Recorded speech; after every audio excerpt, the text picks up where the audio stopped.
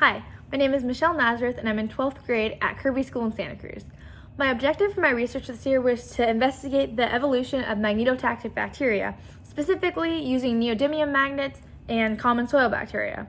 I discovered a statistically significant difference in the compositions of the two samples, which has never been discovered before.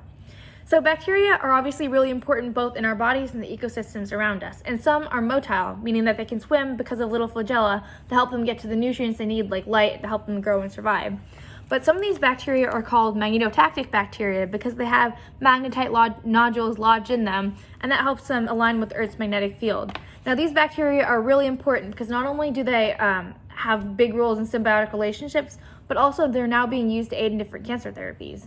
That's why my objective was to not only investigate how these guys first evolved, but also what effects these strong magnetic fields can have on these common bacteria, like Pseudomonas and B. subtilis. To do this, I developed an upward motility protocol right here, where I created these soil cultures in the bottom that were weighed down and dyed, and then placed fresh LB medium on top so that they naturally swim into the fresh medium because they want more nutrients.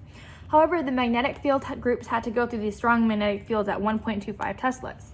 Then I took the top 0.5 mils from each sample, gram stained it, and analyzed it under the microscope in order to visualize these results.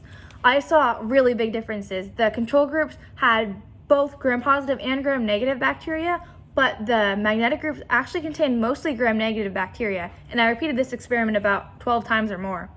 To further confirm my results, though, I got my results from a 16S ribosomal RNA sequencing, which basically helps identify and quantify the different bacterial species present in the sample. But those results also further confirmed the ones that I observed under the microscope.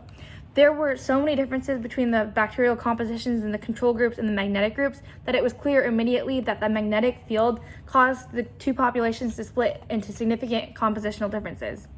On top of that, I performed alternate hypothesis testing using standard deviations and p-values, using the data that I collected from my images that I got from the microscope.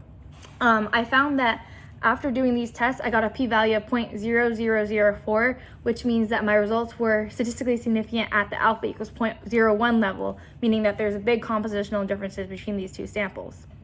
To conclude, I met my objective in this project by investigating the evolution of magnetotactic bacteria, and I also discovered ways that magnetic fields selectively filter between gram-negative and gram-positive bacteria, which has never been discovered before. Thank you for listening to me, and I really look forward to discussing my work with you further.